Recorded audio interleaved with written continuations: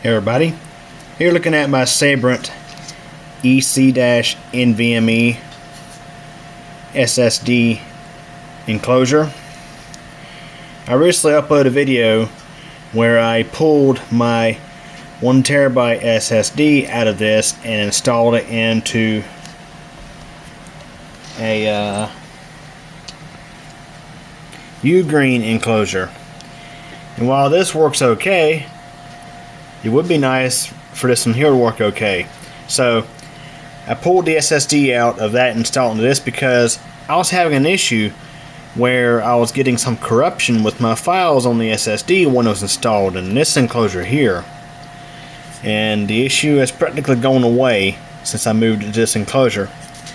I looked on Sabrent's website, and I just looked up on the internet about issues with the Sabrent EC-NVME enclosure. Matter of fact, it was actually on Amazon's review page where I saw people were mentioning about updating their firmware on this product. So I took a look on Sabrent's website, and there was indeed a firmware update available for the EC-NVME. So I've downloaded it here, and you'll see there it is right there.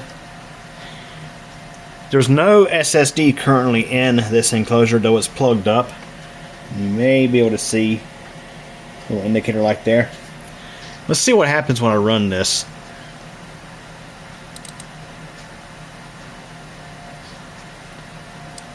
Alright, so it brings up a little application here, and you can see supported models listed below, including the EC-NVME. And of course I have my other enclosure, which is not a Sabrent enclosure, but nonetheless I have it unplugged anyway just to be safe.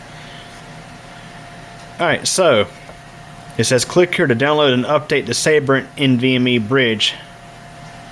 So I'm going to click that, and it's going to update it, and that's it. Apparently that's all we got to do. So what I'm going to do is I'm going to actually pull the SSD back out of this and install it back into this enclosure here, because I do like how this enclosure, of course it's all metal, it does a good job at dispersing heat from the SSD. Plus, with this one here being tool free, this one here would be great for doing backups of M.2 NVMe drives. I do actually have a little USB NVMe reader, although it's not tool free and it's just a bare PCB with the USB-A plug soldered onto it. You plug into the USB port, which I'm not really a big fan of. This here I think is a little bit better for doing backups. So that being said, I'm going to, again, as mentioned, pull the SSD back out of this and reinstall it into this. Okay, so first thing we're going to do is open up this enclosure. It has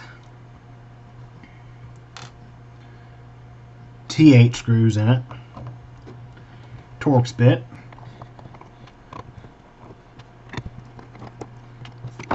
and this comes right off. Since there's no SSD in there, the cover pops right off this time. And there's a little hold down screw for the SSD. It's just a little Phillips screw. We're going to need a different screwdriver for that. Okay, and for this one, push the little lever and that pops out.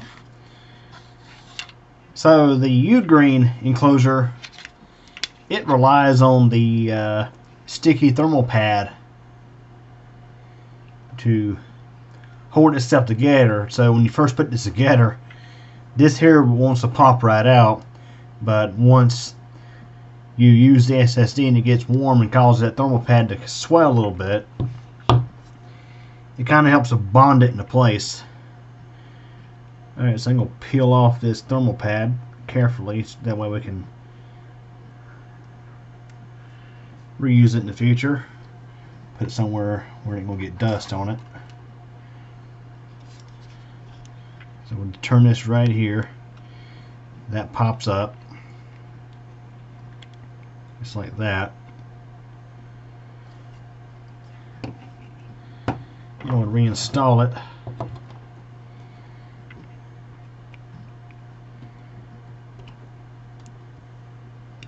Into this enclosure.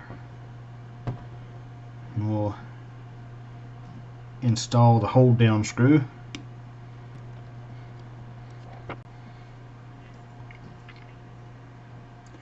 And we'll go ahead and reinstall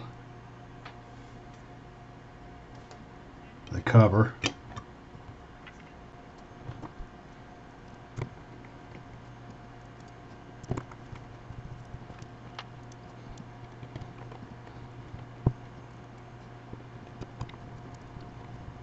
Okay. Okay, everybody, so after about a few days or so of using the SSD back in the Sabrent enclosure, I was having issues yet again.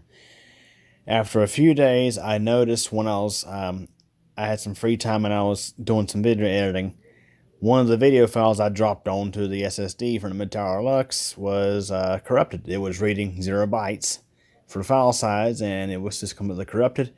And that night when I got home, plugged the SSD back into the Mid-Tower Lux, and it ran a well, as soon as I plugged it in, Windows prompted me that there were errors on the disk, and of course running check disk would find, or running check disk found at least a couple of files that were unindexed or whatever. Just same old issues I did not have when I was using the Ugreen enclosure. So I ultimately swapped it back over to the Ugreen enclosure. Okay, so I'm going to plug in the Ugreen enclosure.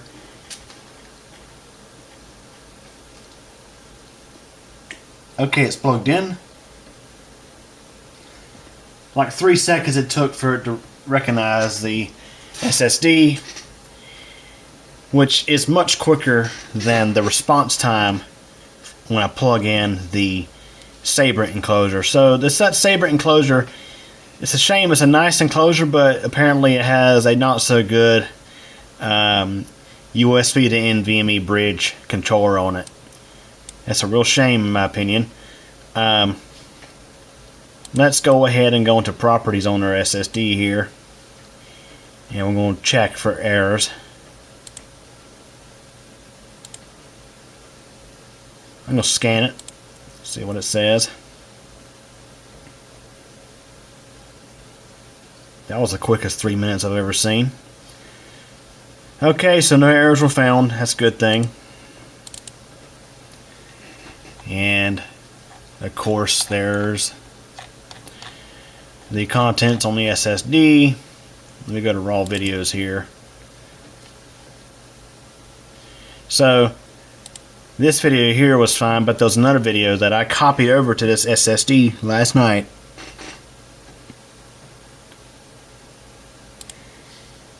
That when I tried to retrieve it today, it was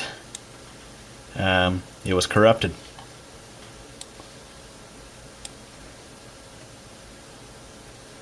Is that video right there? Old video from 2009, which I'll be featuring in a video soon. Hey everyone. Today I'm going to be talking...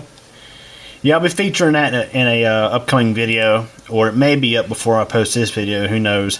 It all depends on which one gets up first. So, anyways, that is an update on the Sabrent enclosure. I figured some of y'all probably would have wanted me to try the firmware update after the first video, where I swap the SSD over from the Sabrent enclosure to the Ugreen enclosure. So I gave it a try, updated firmware, yet this thing still has issues. So anyways, there it is. Hope you enjoyed this video. Thanks for watching. Well everybody, that wraps up for this video, and I hope you enjoyed it. If you did, please like the video. leave a comment, subscribe to CubeComputer channel, and be sure to tick the bell, that way you get notified of new video posts. Also, I recommend following CubeComputer Company on Facebook. A link is in the video description. In addition to computer tech videos, I have a second channel, CubeComp MTDX. Links are available at the end of this video. Again, I hope you enjoyed this video, and thanks for watching and your support.